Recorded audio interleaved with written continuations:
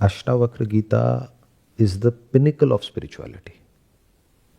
It is not like any other book or any other text. This is the book about the ultimate truth of life, of the self. Ultimate truth जिसके बारे में कहीं पर कोई बात नहीं होती आज के टाइम में. अल्टीमेट छोड़ो, ट्रुथ भी कहाँ है? झूठ में हम लोग जी रहे हैं सुबह से रात तक. झूठ और सच के बीच का फर्क क्लियर है आप लोगों को? जो भी आप अपने अंदर ही अंदर सुबह से रात तक सोचते हो वो सब झूठ है. तो आप पूरी तरह से झूठ में जी रहे हो. यानी जो भी हर इंसान के लिए अलग अलग है वो झूठ है. इन सिंपल वर्ड्स, मैं यहां पर बैठा हूं, ये सच है, ये झूठ है? सच है, लेकिन इसको अल्टीमेट ट्रूथ नहीं कहेंगे, ये रिलेटिव ट्रूथ है. क्योंकि अभी आप आंखों से देख रहे हो तो मैं हूं, बट यही अभी कोई और इंस्ट्रूमेंट लगा लोगे तो मैं यहां पर बैठा तो हूं लेकिन दिखना बंद हो जाऊंगा. तो this is relative to your eyes. उसके स्टैंड पॉइंट से सच है. तो एक होता है relative truth in relation to something और समवन. एक है absolute truth which is not connected to any instrument. वो किसी पे डिपेंड नहीं करता है. और झूठ क्या है? जो भी आप मेरे बारे में सोच रहे हो, जो भी आप मेरे बारे में फील कर रहे हो, कोई हो सकता है आप में से बहुत अच्छा फील कर रहा है, कोई हो सकता है नहीं भी कर रहा है. कोई यहां पर आया है कुछ नया सीखने के लिए, कोई आया ये देखने के लिए कि देखते हैं क्या बोलते हैं ये. बहुतों को सुना, आज इनको भी सुन करके देखते हैं. तो जो भी आप फील कर रहे हो मेरे बारे में, जो भी आप सोच रहे हो मेरे बारे में, वो सब अलग अलग है. सेम तो नहीं है ना. जैसे अगर मैं आपसे पूछता हूं कि आप मेरे बारे में क्या सोच रहे हो इस वक्त, जो सोच रहे हो वही फील कर रहे हो. Feelings can't be different from thinking. Understand it properly. जैसा आप सोचते हो वैसा ही फील करते हो. एक इंसान होता है, उसके बारे में एक इंसान अलग तरीके से फील कर रहा होता है, दूसरा इंसान अलग तरीके से फील कर रहा होता है. Based upon what? कि उस इंसान से रिलेटेड क्या थॉट्स अंदर पड़े हुए हैं. कोई उसी इंसान से शादी करना चाहता है, कोई उसी इंसान को डिवोर्स देना चाहता है एट द सेम टाइम. ऐसी ये दुनिया है. कोई एक नौकरी है उसको पाना चाहता है, कोई उस नौकरी को छोड़ने के लिए तड़प रहा है. तो ये सब क्या है? Eight the level of thinking, feeling, emotions. ये सब क्या है? झूठ. क्योंकि जो भी अलग अलग है हम सब के लिए, या जहां पर भी अलग होने की गुंजाइश है, वो सब सच कैसे हो सकता है? सच मतलब क्या? जो हम सबके लिए कॉमन है. सिर्फ हम सबके लिए नहीं, जानवरों के लिए भी, साइंटिस्ट के लिए भी, जिसको साइंटिफिकली वेरीफाई किया जा सके, प्रूव किया जा सके. जैसे यहां पर पानी है, इस पानी के बारे में आप लोग क्या सोच रहे हो वो झूठ है. झूठ मतलब कि आपकी एक इमेजिनेशन है.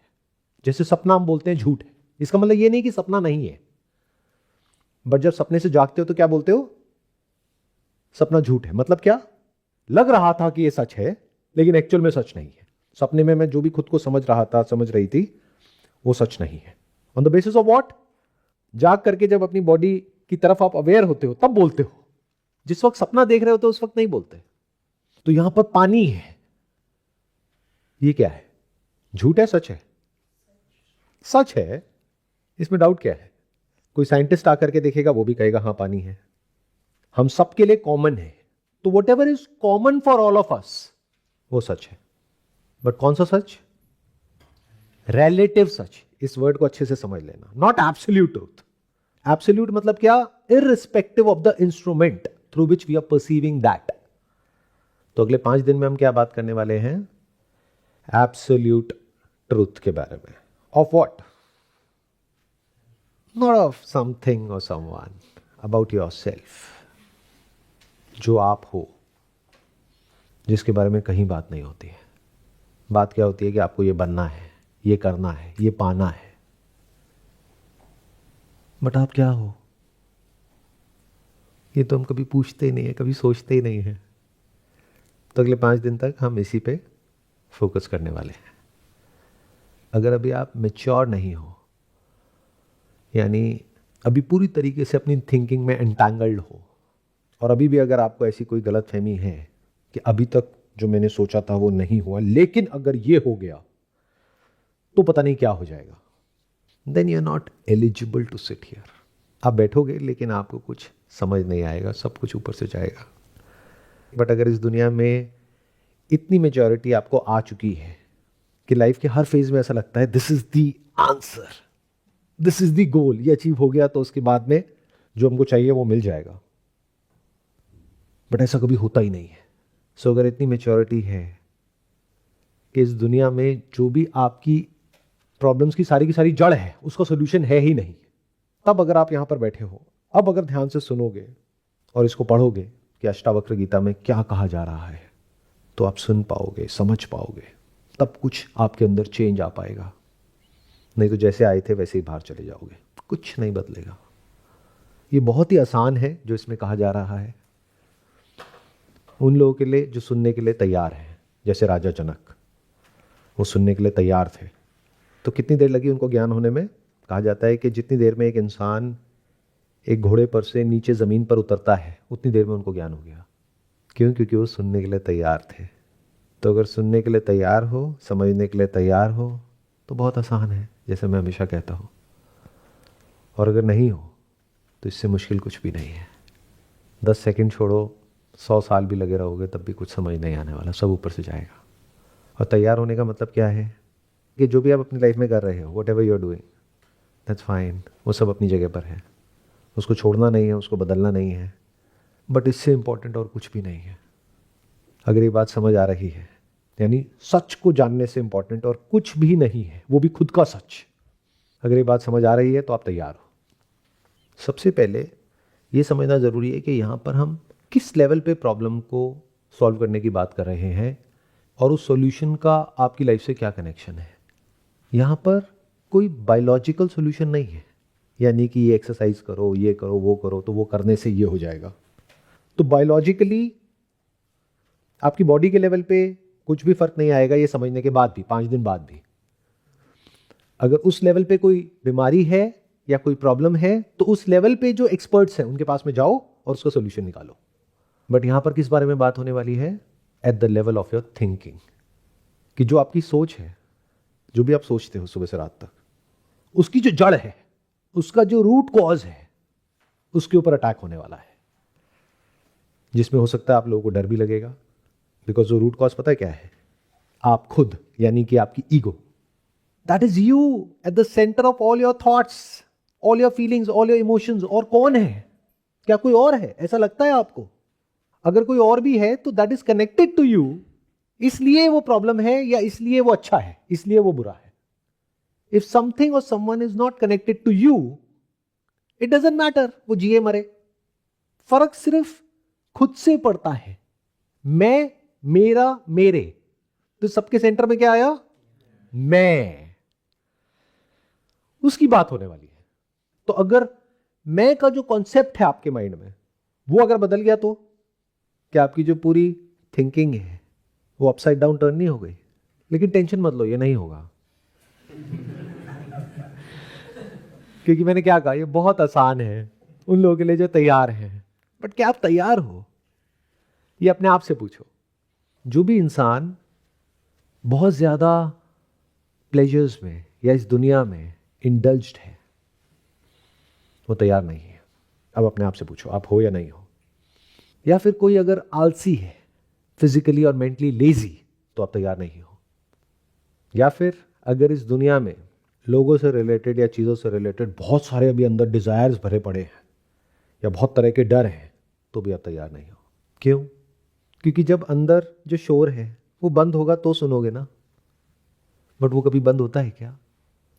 और जैसे ही वो शोर बंद होता है हमें नींद आ जाती है।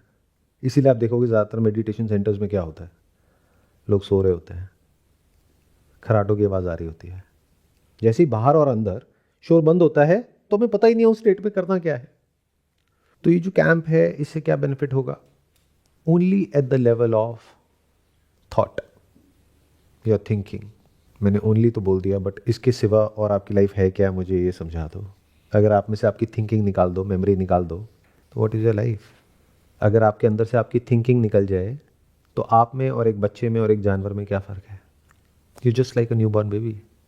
But we are so habitual to thinking कि हमें लगता है कि अगर थिंकिंग है तो मैं हूँ, थिंकिंग नहीं तो मैं नहीं। तो ये जो कैंप है इसमें हम इसी को क्वेश्चन करने वाले हैं, not at a superficial level but at a fundamental level. What is the root cause of thinking, not what is fear and how to overcome fear, but what is fear. तो अब देखते हैं कि इसकी शुरुआत कहाँ से होती है अष्टावक्र गीता की. जो भी आप लोगों के पास में बुक्स हैं उसका पहला चैप्टर आप ओपन कर लीजिए, दैट इज पेज नंबर 45. तो इसकी शुरुआत होती है राजा जनक के और अष्टावक्र के मिलने से. अष्टावक्र एक ज्ञानी थे, ज्ञानी मतलब आत्मज्ञानी, ज्ञानी नहीं तो फिर आप सब हो, इनफैक्ट पान की दुकान पे चले जाओ सारे ज्ञानी हैं. उस तरह के ज्ञानी नहीं, आत्मज्ञानी. आत्मज्ञानी मतलब क्या, जो आत्मा को जानते हैं, नॉट जस्ट थियोरेटिकली, एक्सपीरियंशियली. और आत्मा मतलब क्या, कोई भूत प्रेत नहीं, मैं. किसका मैं, आपका मैं. इसलिए ये इंटरेस्टिंग है, इसलिए इससे ज्यादा इंटरेस्टिंग पूरी दुनिया में और कुछ नहीं है. क्योंकि आपने सब कुछ जान लिया, खुद को ही नहीं जाना तो क्या जाना. अब बायोलॉजी के स्टूडेंट हो, आपको सब कुछ पता है पेड़ पौधों के बारे में, पंछियों के बारे में, मछलियों के बारे में, बट आपसे पूछो आप कौन हो, नो आइडिया. तो आगे बढ़ने से पहले आपको ये समझना पड़ेगा कि राजा जनक का बैकग्राउंड क्या है. तो राजा जनक वॉज नॉट अ पर्सन. उस राज्य में जितने भी राजा हुए उन सबको बोलते थे राजा जनक. तो is symbolic for someone who was the seeker of the truth. तो अगर आप अपनी लाइफ में एक सही रास्ते पर चलते हो, अंदर से करप्ट नहीं हुए हो पूरी तरीके से, जानबूझ करके कभी किसी के साथ में गलत नहीं करते हो, तो आप जनक हो. क्योंकि अगर आप कुछ गलत करते हो तो आप डर में जी रहे हो, फिर आप कैसे सुनोगे, अंदर से डरे हुए हो ना. राजा जनक, उन्होंने कभी कुछ जानबूझ करके गलत नहीं किया अपनी प्रजा के साथ में, तो उनके अंदर किसी तरह का कोई डर नहीं है. इसी को बोलते हैं धर्म के रास्ते पर चलना. ऑल्दो धर्म का मीनिंग आज चेंज हो गया है, लोग उसको रिलीजन बोलने लग गए हैं. आज से हजारों साल पहले धर्म का मतलब क्या था, the laws of this universe.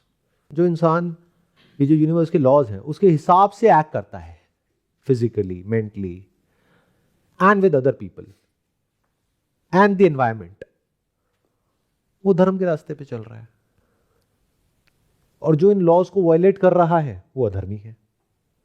तो राजा जनक मतलब क्या, जिन्होंने अपनी पूरी लाइफ को सही से जिया, धर्म के रास्ते पर चले, और फिर उनके अंदर ये क्यूरोसिटी आई जानने की कि जो वेद है, उपनिषद है, उसमें जिस अल्टीमेट रियलिटी के बारे में बात होती है वो क्या है, आत्मा क्या है, परमात्मा क्या है, ब्रह्मन क्या है.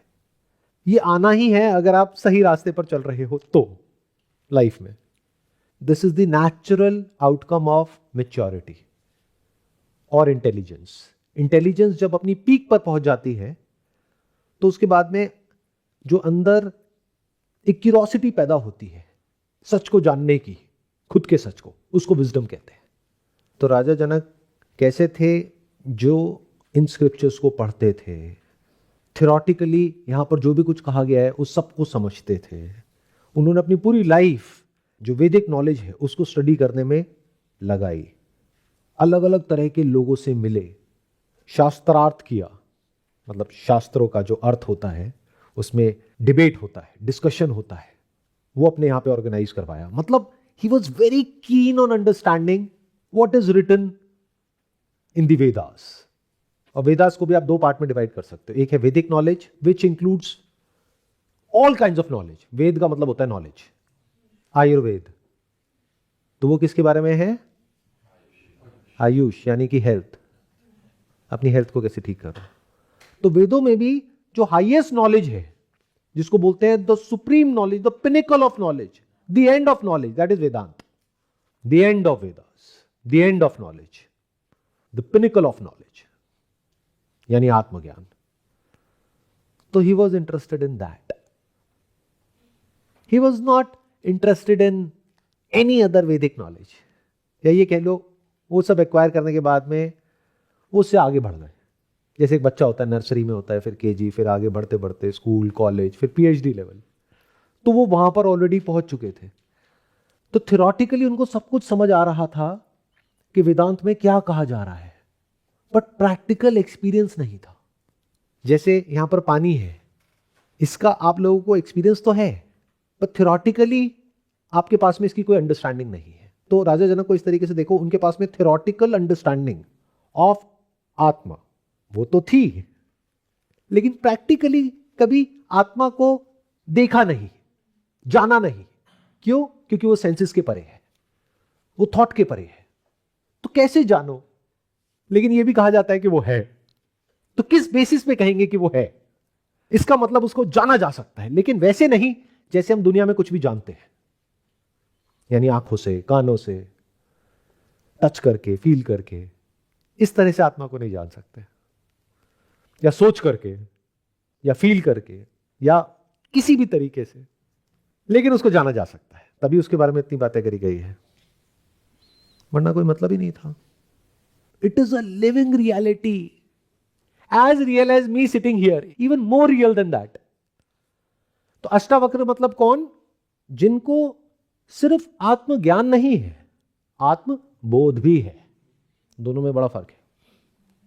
ज्ञान मतलब क्या? इसको पढ़ लो, रट लो, सुना दो, याद कर लो, that is all at the level of memory, at the level of mind. आत्मबोध मतलब क्या? At the level of experience. और सिर्फ एक्सपीरियंस ही नहीं, understanding of that experience at the level of बुद्धि, उसको कहते हैं बोध हो गया। मतलब थ्योरेटिकली भी समझ आ गया, प्रैक्टिकली भी समझ आ गया, इंटेलेक्चुअली भी समझ आ गया, तब कहेंगे कि वो अंडरस्टैंडिंग कंप्लीट हो गई। इन अदर वर्ड्स, मैं आपसे बात करता रहा हूं शुगर के बारे में, और आपने कभी लाइफ में शुगर टेस्ट ही नहीं करी है, आपने सिर्फ नमक खाया है। सुनते रहो, शुगर ऐसी होती है, शुगर वैसी होती है, तो सबके माइंड में अलग अलग इमेजिनेशंस बन जाएंगी।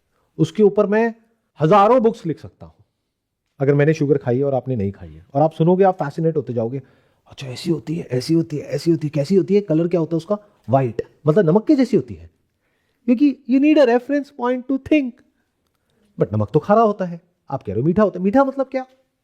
अब कैसे समझाओ कि मीठा क्या? इट्स इम्पॉसिबल जब तक उसको टेस्ट नहीं कर लोगे। तो ऐसे बहुत लोग हैं जिनको शुगर ज्ञान है, ऐसे भी लोग हैं जिनको शुगर का एक्सपीरियंस है, बट बोध नहीं है कि ये ही शुगर है। ये भी तो हो सकता है ना? तो अष्टावक्र मतलब कौन? जिनको आत्मा का ज्ञान भी है और बोध भी है। राजा जनक मतलब कौन? जिनको थ्योरेटिकल ज्ञान तो है, बोध नहीं है। इसलिए राजा जनक के केस में काम बहुत जल्दी हो गया, क्योंकि वो कुछ ढूंढ रहे थे। क्यों? क्योंकि उसके बारे में बहुत पढ़ा था, बहुत सुना था। किसके बारे में? आत्मा के बारे में, खुद के बारे में। सुना तो बहुत था, पढ़ा तो बहुत था, बट कभी एक्सपीरियंस नहीं किया। लेकिन आत्मा कहाँ है? कहीं दूर है, बादलों में, कहीं छुपी हुई है। जैसे मूवीज में देखते हो कि जब मर जाते हैं तो आत्मा बाहर निकलती है।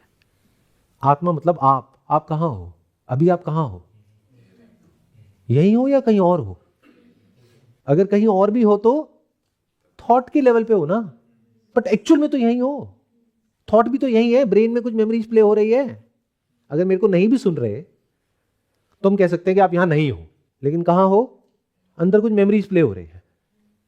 वो मेरा एक बहुत इंपॉर्टेंट काम था, वो मैं छोड़ करके यहां पे आया हूं, अब मेरे इतने पैसे कटेंगे। तो इसका मतलब क्या? आप यहां हो करके भी नहीं हो, लेकिन कहां हो? थॉट के लेवल पे। वो थॉट कहां है? यही तो है, कहीं और थोड़ी ना है। आपकी बॉडी भी यही है, थॉट भी यही है, और ये जो सुन रहे हो, ये आवाज आ रही है, कहां सुन रहे हो? यही तो सुन रहे हो। तो इसका मतलब आत्मा यही है। अच्छा, आत्मा कब होती है? यानी आप कब होते हो? गुजरे हुए कल में, आने वाले कल में। मतलब अगर आत्मा को आपको जानना है तो आप अभी नहीं जान सकते, 20 साल लगेंगे। क्यों? क्योंकि अभी आत्मा है ही नहीं, आप हो ही नहीं। 20 साल जब आप होगे तब आप आत्मा को जान पाओगे। या फिर आप यहां नहीं हो, आत्मा यहां नहीं है, पहाड़ों में है, तो आपको पहाड़ों में जाना पड़ेगा, वहां पे जाओगे, मेडिटेशन करोगे 20 साल तक, तब आत्मा को जानोगे। Does it make any sense? तो आत्मा कहां है? यही है। और यही मतलब सिर्फ यहां नहीं, जहां भी हो वही है, आपके घर में ही है, और ऑफिस में भी है, और यहां भी है, बाहर भी है, अंदर भी है। ऐसी कोई जगह ही नहीं है जहां पर आत्मा नहीं है। अगर आप वहां पर हो तो सिंपल। आत्मा कब होती है, मतलब आप कब होते हो? पास्ट में होते हो, फ्यूचर में होते हो, या प्रेजेंट में होते हो? प्रेजेंट के अलावा और कहीं हो सकते हो करके दिखाओ। It's not possible. पास्ट के बारे में आप सोच भी रहे हो तो कब सोच रहे हो? प्रेजेंट में। फ्यूचर के बारे में सोच रहे हो, कब सोच रहे हो? प्रेजेंट में। ये मेरी आवाज को सुन रहे हो, कब सुन रहे हो? प्रेजेंट में। This sound is past but listening is present. It's always present. दोनों में फर्क समझ आया? जैसे दिवाली के टाइम में आसमान में कोई बम फटता है तो पहले वो दिखता है, बाद में उसकी आवाज आती है। क्यों? क्योंकि लाइट तेज ट्रैवल करती है और साउंड धीरे ट्रैवल करती है। तो देख तो आप पास्ट को रहे हो, सुन तो पास्ट को रहे हो, लेकिन देख रहे हो और सुन रहे हो प्रेजेंट में। सब कुछ वर्तमान में ही होता है, उसके बाहर कहीं कुछ नहीं होता है। तो आप ही तो वर्तमान हो। और आपका क्वेश्चन ये होता है, sir how to live in the present moment? You are always in the present moment. You can not be in the past. Even memory which is connected to the past, जिसको हिंदी में भूत बोलते हैं, वो भूत भी कहां है? वर्तमान में ही तो है। तो आत्मा ना तो कहीं दूर है, ना फ्यूचर में कहीं है, अभी है, यही है। तो उसका एक्सपीरियंस क्यों नहीं हो रहा? क्यों आप खुद को एक्सपीरियंस नहीं कर पा रहे हैं? क्योंकि वो सेंसेस के परे है, क्योंकि वो थॉट के परे है, मेमोरी के परे है, लेकिन है। तो ये बात राजा जनक को समझ तो आ रही थी theoretically, but he needed someone जो इस सबको थियोरेटिकली ना समझते हो बल्कि प्रैक्टिकली एक्सपीरियंशियली समझते हो। तो वहां पर ये दोनों मिले।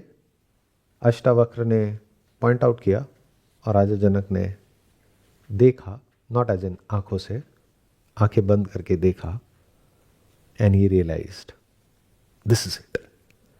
फिर उसके बाद में आगे जाकर के वो डिस्क्राइब कर रहे हैं कि ये मुझे समझ आया है, और इनके बीच में एक कॉन्वर्सेशन चल रही है अष्टावक्र के और राजा जनक के। तो इसकी जो स्टार्टिंग है वो बहुत कमाल की है। क्यों? क्योंकि आपके क्वेश्चन से आइडिया लग जाता है कि आपका लेवल क्या है। जैसे अगर कोई पीएचडी लेवल की भी क्लास चल रही होगी और आप अगर खुद नर्सरी में हो तो वहां जाकर के क्या क्वेश्चन पूछोगे? आपको वहां पर सिर्फ ABCD नजर आएगा बस, क्योंकि उतना ही आपको समझ आएगा। तो आपके क्वेश्चन से ये पता लगता है कि आपका लेवल क्या है। तो राजा जनक के इन 3 क्वेश्चन से राजा जनक का जो लेवल है अंडरस्टैंडिंग का और उनकी क्यूरियोसिटी का, वो समझ आ जाएगा। यानी कौन एलिजिबल है इस बात पर आगे बढ़ने के लिए और कौन नहीं है, वो इन 3 क्वेश्चन से समझ आ जाएगा। अगर इन 3 क्वेश्चन से आप कनेक्ट करते हो तो ये आपके लिए है, नहीं तो नहीं है। क्यों अपना टाइम खराब करते हो? वैसे भी इस सेशन के कोई पैसे तो है नहीं, क्यों नुकसान कर रहे हो अपना? तो अब ये डिसीजन कैसे लोगे कि आप सही जगह पर हो या नहीं हो, या आपके लिए है या नहीं है? Based upon the questions. सही क्वेश्चन मिलना लाइफ में बहुत बड़ी बात है। तो इसकी शुरुआत होती है जिज्ञासु जनक, मतलब उनके अंदर जिज्ञासा है, क्यूरियोसिटी है, ये जानने की। गुरु वंदना करके, बट उनको कैसे पता कि अष्टावक्र को एक्सपीरियंस है या नहीं है?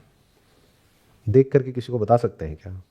क्या अष्टावक्र ने खुद अपने मुंह से बोला कि मुझे आत्मबोध है, मुझे आत्मज्ञान है? नहीं। दैट मीन्स राजा जनक का जो लेवल है वो इस सच को देख पा रहे हैं, वो समझ पा रहे हैं, based upon the body language, based upon the way he talks, the way he moves, या the way he sits in silence. उससे वो आइडिया लगा पा रहे हैं कि अष्टावक्र का लेवल क्या है। हो सकता है कोई और देखे तो वो कहे, अरे इसको क्या पता होगा, ये तो मेरे से एज में भी कम है। एज में अष्टावक्र राजा जनक से कम थे, फिर भी वो उनको क्या कह रहे हैं? गुरु जी, गुरु वंदना करके। आत्मज्ञान की लालसा, जैसे एक बच्चे में एक लालसा होती है, डिजायर होता है, आत्मज्ञान की लालसा में अष्टावक्र से विनय पूर्वक, बड़े ही पोलाइटली हाथ जोड़ करके प्रश्न करते हैं, हे गुरुदेव। मतलब उन्होंने अष्टावक्र को अपना गुरु मान लिया। यहां पर श्रद्धा का, मानने का, फेथ का एक बहुत बड़ा रोल आ जाता है, क्योंकि एक बार तो मानना ही पड़ेगा। बट आप लोगों के साथ क्या गड़बड़ होती है? आप परमानेंटली मान लेते हो अब ये मेरे गुरु है। अगर वो गुरु नहीं है, गुरु घंटाल है, तो आप भी फंस गए। तो किसने कहा है हमेशा के लिए किसी को गुरु मानना है? जब किसी से सीख रहे हो तो वो आपका गुरु हो गया, चाहे वो सक्सेस है या फेलियर है, चाहे वो अच्छा है या बुरा है। तो थोड़ी देर के लिए उसको गुरु मान लो। मान ही तो रहे हो, आपको थोड़ी पता है कि वो एक्चुअल में असली है नकली है। राजा जनक को थोड़ी ना पता है कि अष्टावक्र को एक्चुअल में एक्सपीरियंस है या नहीं है आत्मा का, बट उनको लगा उनके एक्शन से, क्योंकि अष्टावक्र को देख करके राजा जनक को ये लगा, सिर्फ लगा, पता नहीं था, लगा कि हां इनको आत्मबोध हो सकता है, तो उन्होंने उनको गुरु मान लिया। तो उनका टेस्ट नहीं ले रहे हैं। जैसे आप में से बहुत सारे लोग गुरु शॉपिंग करते हो, जैसे विंडो शॉपिंग होती है ना, अलग अलग गुरुओं के पास में जाकर के सेम क्वेश्चन पूछते हो। क्यों? इसलिए नहीं कि आपको कुछ सीखना है, इसलिए कि आपको देखना है, देखते हैं इस बार ये क्या बोलता है, देखते हैं ये क्या बोलती है। तो आप खुद गुरु हो, आपको सब कुछ ही पता है। तो थ्योरेटिकली हो सकता है राजा जनक को अष्टावक्र से बहुत ज्यादा पता है, क्योंकि इतने सालों से वो शास्त्रों को पढ़ते आ रहे हैं। तो ज्ञान वाइज देखोगे तो उनका ज्ञान हो सकता है अष्टावक्र से बहुत ज्यादा भी हो, लेकिन जो बोध है वो नहीं है। और ये बात राजा जनक को समझ आ रही है। ये समझ आना ही बहुत बड़ी बात है। इससे बड़ा इस यूनिवर्स में कोई मिरेकल नहीं हो सकता है कि अगर आपको ये समझ आ जाए कि आप कुछ नहीं समझते हो, कुछ नहीं जानते हो, बट आप ये मानने को नहीं तैयार, तभी तो सुनने के लिए तैयार हो गए। मतलब प्रॉब्लम ये नहीं है कि आप खुद को नहीं जानते हो, प्रॉब्लम ये है कि आप ये भी नहीं जानते कि आप खुद को नहीं जानते हो। और दूसरी प्रॉब्लम ये है कि खुद को कुछ और समझते हो और आपको कोई डाउट नहीं है, क्योंकि पूरी दुनिया खुद को ऐसे ही समझती है। मैं अगर आपसे पूछूंगा आप कौन हो, तो आपका एक नाम है, प्रोफेशन है, मैरिटल स्टेटस है, जेंडर है, उसके बेस पे आप जवाब दे दोगे, टॉपिक क्लोज। तो आपको तो सब कुछ ही पता है, तो यहां कर क्या रहे हो? लेकिन अगर इस सच को देख लेते हो कि जो भी आप अपने बारे में डिस्क्राइब कर रहे हो वो तो सब बदला जा सकता है, including but not limited to your gender. आज की डेट में साइंस ने इतनी तरक्की कर ली है, मेल को फीमेल बना दो, फीमेल को मेल बना दो, तो क्या हो आप? तो प्रश्न करते हैं, हे गुरुदेव, सच्चे ज्ञान की प्राप्ति का सरल उपाय क्या है? सच्चा ज्ञान मतलब क्या? आत्मज्ञान। स्क्रिप्चर्स में जो भी ज्ञान है उसको दो पार्ट में डिवाइड किया गया है, आत्मज्ञान और अनात्म ज्ञान, related to the self and not related to the self.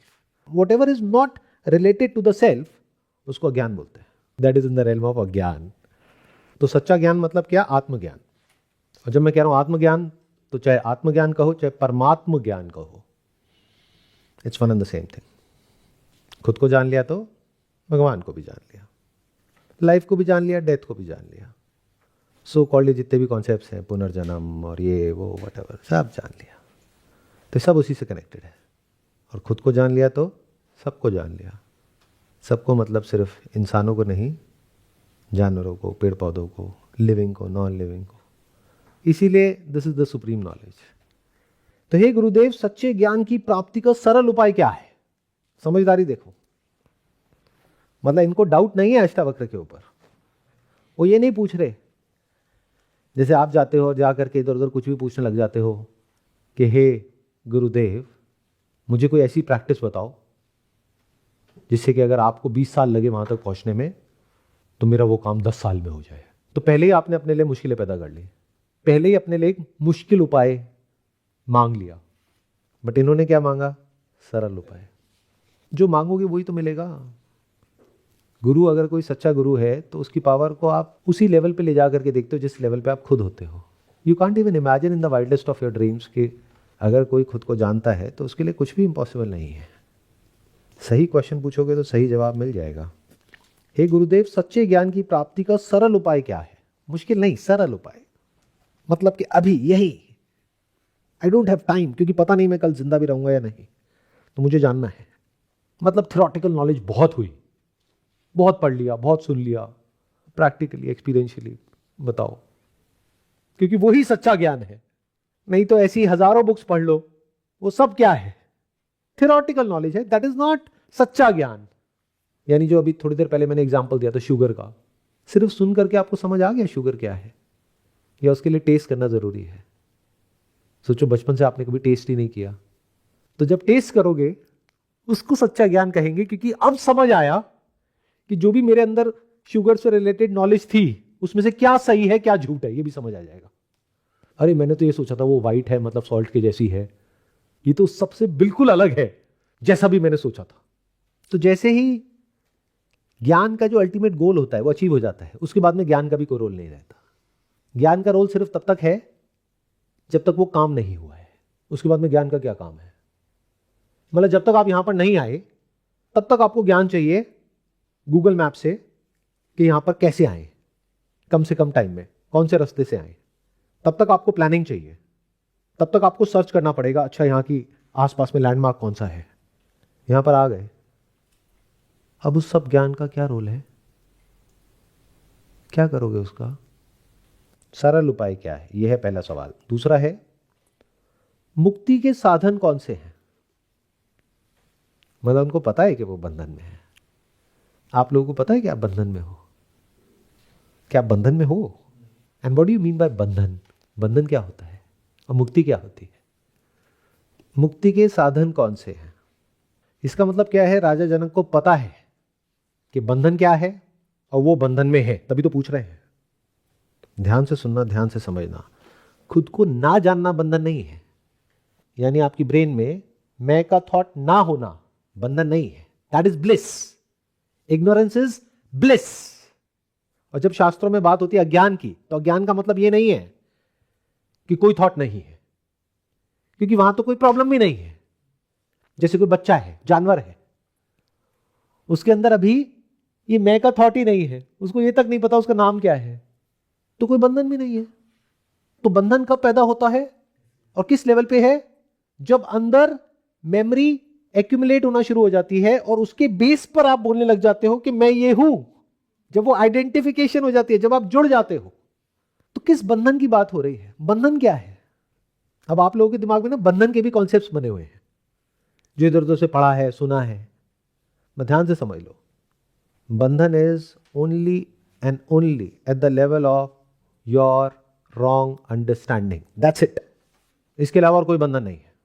इसको एक एग्जांपल से मैं आपको समझाने की कोशिश करता हूं। इस दुनिया को इस तरीके से देखो कि यहाँ पे 700 करोड़ लोग हैं और वो सब हैं तो एक्चुअल में अंदर से एक पंछी, लेकिन खुद को मानते हैं एक कीड़ा।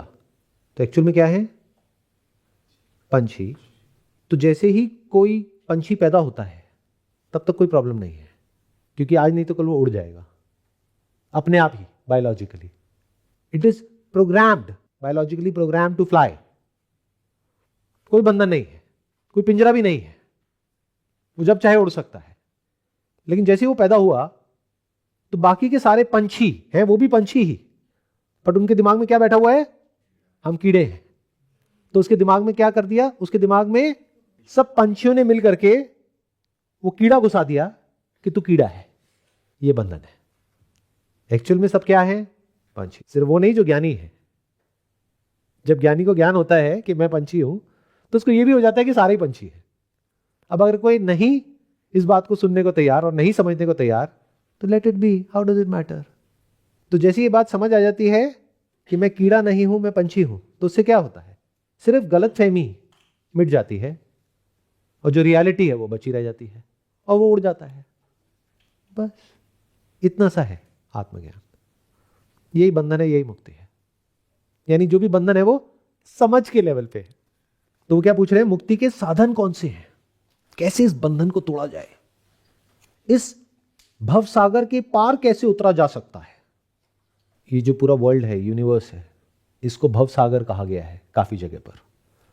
मतलब कि एग्जाम्पल के लिए खुद को ऐसे देखो कि आप एक समुद्र में, जहां पर अनगिनत लहरें हैं, वहां पर खो गए हो।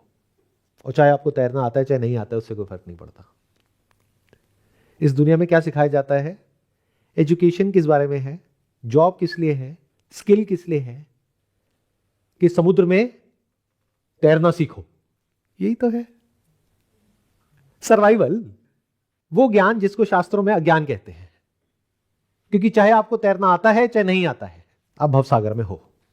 चाहे आप अमीर हो चाहे गरीब हो, चाहे बैचलर हो या शादीशुदा हो, आप भवसागर में हो। मेल हो या फीमेल हो, भवसागर में हो। बच्चे हो, यंग हो, बूढ़े हो, भवसागर में हो। बहुत इंटेलिजेंट हो या बेवकूफ हो, भवसागर में हो। उससे बाहर तो नहीं आ गए ना। एंड तो सबका सेम है ना, which is death, which is old age, बीमारियां, प्रॉब्लम्स, साइकोलॉजिकल कॉन्फ्लिक्ट। क्या ये हम सब में अलग अलग है या सेम है? It is not similar, it is same. आप लोगों को लग सकता है कि अलग अलग है, अलग नहीं है। दो बच्चे हैं जो अपनी छोटी छोटी गाड़ियों को कंपेयर कर रहे हैं और कह रहे हैं कि मेरी गाड़ी तेरी गाड़ी से अच्छी है, उससे महंगी है, उससे बढ़िया है, उससे तेज़ है, उससे धीरे है। आप भी तो यही कर रहे हो। और कोई मिलेनियर है, बिलियनियर है, वो भी तो यही कर रहा है। तो फ़र्क क्या है? बड़े गाँव हैं, बच्चे ही तो हैं। यही तो लाइफ है। अपने आप को कंपेयर करते हो औरों से, उससे रिलेटेड आपके माइंड में कुछ डिज़ायर्स पैदा होते हैं और उसकी तरफ भागते हो। यही तो आपके गोल्स हैं, यही तो लाइफ है। तो अलग कहाँ हो बाकी सबसे? सबके जैसे ही तो हो। तो मुक्ति के साधन कौन से हैं? इस भव सागर से पार कैसे उतरा जा सकता है और आसक्तियों को कैसे त्याग सकते हैं? आसक्ति मतलब होता है अटैचमेंट, वैसा नहीं जैसा आप सोचते हो। Not physical attachment. Physically you are attached to something or someone. That's okay. Everybody is. Without attachment, you cannot survive even for a single day in this universe. Physically, we are all attached to breath. छोड़ो इस attachment को। पानी को छोड़ो, खाने को छोड़ो, छोड़ सकते हो क्या? तो अटैचमेंट मतलब क्या? आसक्ति मतलब क्या? मीन्स और एंड के बीच में फर्क को ना समझ पाना आसक्ति है। जैसे गाड़ी जरिया है कहीं पर जाने के लिए, बट आपको ये लग जाए कि ये गाड़ी ही एंड है। पैसा एक जरिया है, लेकिन आपको ये लगे नहीं, money is the end goal of life. ये आ सकती है। खाना जरिया है सर्वाइवल के लिए, बट खाने में आपको मजा आने लग जाए, आप खाने के लिए जीने लग जाओ। ये आ सकती है। जीने के लिए खाते हैं ना, ये बात समझ आ जाए तो आसक्ति खत्म। जीने के लिए पैसा चाहिए, इट्स फाइन, इसमें गलत क्या है? इसमें कोई आसक्ति नहीं है। उसके लिए काम करना है, दैट इज फाइन। बट पैसे के लिए जीना है, पैसे के लिए मरना है, पैसे के लिए लड़ना है, पैसा ही सब कुछ है। बाप बड़ा ना भैया, सबसे बड़ा रुपया। कोई रिलेशन नहीं, कोई इंसान नहीं, कोई किसी की प्रॉब्लम नहीं देखनी, कोई मरता है मर जाए, मुझे बस पैसा चाहिए। यह आ सकती है। तो जो चीज जैसी है उसको उस जगह पर रख देना इज फ्रीडम फ्रॉम अटैचमेंट। उसको उससे ज्यादा इंपॉर्टेंस देना, दैट इज अटैचमेंट। तो आप सब आसक्त हो, क्यों? क्योंकि कोई एंड गोल है ही नहीं। If I ask you what is the end goal of your life, what is the end goal of human life, what is the answer? There is no end goal. मैं ये जॉब कर रहा हूं या कर रही हूं, इसमें मुझे प्रमोशन चाहिए, दैट इज द एंड गोल। नौकरी, what is the end goal of your life? अगर तो ये क्लियर है कि आपकी लाइफ का एंड गोल क्या है, आपकी लाइफ का पर्पस क्या है, तो आपके अंदर देखने में लग सकता है कि कोई आसक्ति है इस दुनिया में किसी भी चीज से, लेकिन एक्चुअल में नहीं है। लेकिन अगर वो एंड गोल आपको नहीं पता है, या पता भी है तो थ्योरेटिकली पता है, but actually you are not passionate about it, you are not moving in that direction, तो आप आसक्त हो। फिर चाहे आप इस संसार में हो या सो कॉल्ड सब कुछ छोड़ छाड़ के कहीं चले गए हो, आप आसक्त हो। तो एंड गोल होता क्या है? हर चीज का एक एंड गोल होता है। जैसे ये पानी की बोतल है, इसका एंड गोल क्या है? इसका पर्पस क्या है? बॉटल का जो पर्पस है वो है पानी को स्टोर करना, और इस तरीके से स्टोर करना कि इसके अंदर बैक्टीरिया और वायरसेस ना आ पाए। ये इस बॉटल का एंड गोल है, ये इसका पर्पस है। जैसे एक प्लेन है, उसका एंड गोल क्या है, पर्पस क्या है? उड़ना। अगर उड़े ही ना तो पूरी जिंदगी बस ऐसे इधर उधर जमीन पे घूमता रहे, तो स्पेस ज्यादा ऑक्यूपाई कर रहा है। उससे बेटर तो फिर एक बस है। ऐसे ही जो ह्यूमन बॉडी माइंड स्ट्रक्चर है, इसकी हाईएस्ट पॉसिबिलिटी क्या है? कभी सोचा है? पैसा कमाना, नौकरी करना। पढ़ाई करो, क्यों? क्योंकि उससे नौकरी मिलेगी, उससे क्या होगा, सर्वाइव कर जाओगे। तो सर्वाइव तो कीड़े मकोड़े भी कर रहे हैं, उसमें क्या बड़ी बात हो गई? शादी कर लो, बच्चे पैदा हो जाएंगे। अरे तो बच्चे तो जंगल में जाकर के देखो, सबके हैं, उसमें क्या नई बात है? तो ये जो ह्यूमन बॉडी और माइंड का स्ट्रक्चर है, इसकी हाईएस्ट पॉसिबिलिटी क्या है? अगर उसके लिए इसको यूज कर रहे हो और बाकी पूरी दुनिया में जो भी कुछ है उसको यूज कर रहे हो ताकि इस बॉडी को आप सस्टेन कर सको और इस बॉडी को इस तरीके से मेंटेन कर सको कि वो गोल अचीव हो पाए, जीते जी, मरने के बाद नहीं, तो कोई आसक्ति नहीं है। तो आज के टाइम में तो इस बारे में कोई बात ही नहीं करता है, ना किसी स्कूल में, ना कॉलेज में, ना घर पर, कि लाइफ का एंड गोल क्या है। हाँ, किसी से पूछोगे तो कुछ थोड़ा बहुत बोल देंगे, but they don't actually mean it. The moment you start doing it, जैसे मान लो घर पर अष्टावक्र गीता पढ़ी है, तो जब तक आप उसकी पूजा कर रहे हो मंदिर में रख करके, तब तक तो घर वाले खुश हैं। The moment you start reading it, तो घर वाले डर जाएंगे कि किस ट्रैक पे जा रहे हो। उनसे पूछो आप किस ट्रैक पर हो, do you have a track, do you have anything in your life. तो आज की डेट में कहीं कोई एंड गोल है ही नहीं। बट आज से हजारों साल पहले क्या था, जो हमारी कंट्री का नाम है, दैट इज भारत।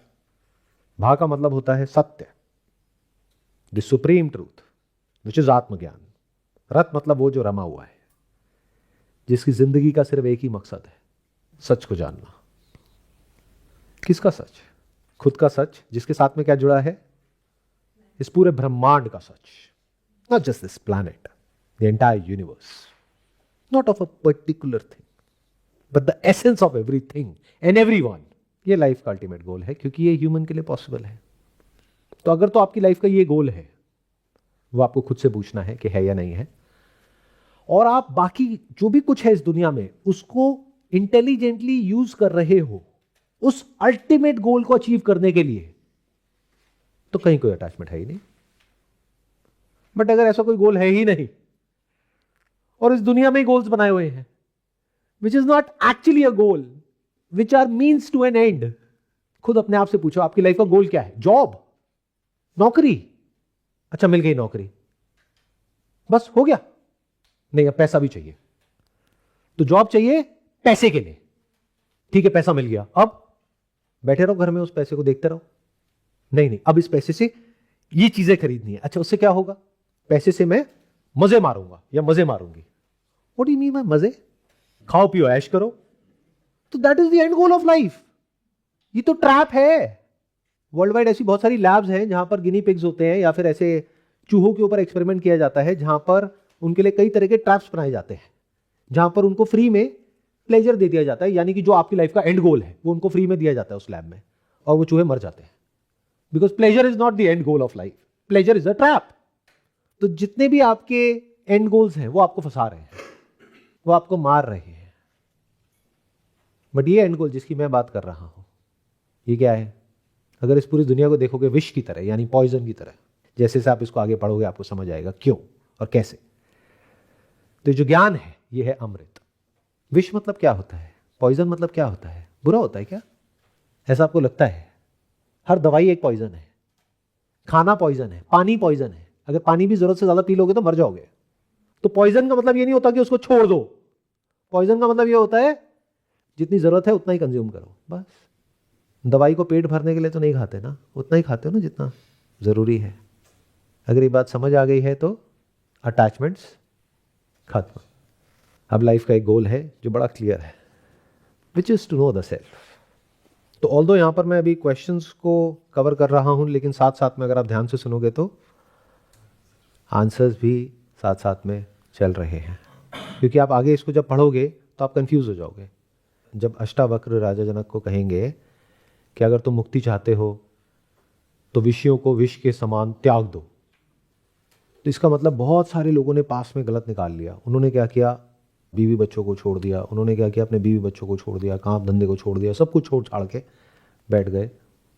लेकिन कभी ये क्वेश्चन नहीं पूछा विषयों को त्याग दो मतलब कौन से विषय? हमारी इंद्रियों के जो कॉरस्पॉन्डिंग विषय है, यानी 5 इंद्रियां हैं, 5 तत्व हैं, धरती जल अग्नि वायु आकाश, उसके कॉरस्पॉन्डिंग 5 इंद्रियां हैं। तो उन इंद्रियों के 5 विषय हैं। तो वो क्या कह रहे हैं? विषयों को विष के समान समझो और त्याग दो। अब कैसे त्यागोगे? समझाओ। जैसे धरती जल अग्नि वायु, वायु पे क्या आता है? सेंसेशन। ये सेंसेशन हो रही है इज बिकॉज ऑफ वायु। वायु को त्यागो, त्याग दो। आंख खोलो लेकिन दिखना नहीं चाहिए, त्याग के दिखाओ। ये विषय है, त्यागो। कुछ सुनाई नहीं देना चाहिए, त्यागो। बट ये सब तो त्यागा नहीं, छोटे छोटे बच्चों को त्याग दिया, उससे क्या हुआ? और अपने अंदर जो मैं है उसको तो कभी क्वेश्चन ही नहीं किया, उसको नहीं त्यागा, बाहर सबको त्याग दिया। तो आप इन प्रश्नों का उत्तर देकर मुझे कृतार्थ करें। कृतार्थ का मतलब होता है fulfilled, full of gratitude, content. ये वर्ड सुने हैं ना, कंटेंटमेंट, संतोष। तो बस इतना ही है, ये क्वेश्चंस हैं, इसके आंसर्स हैं।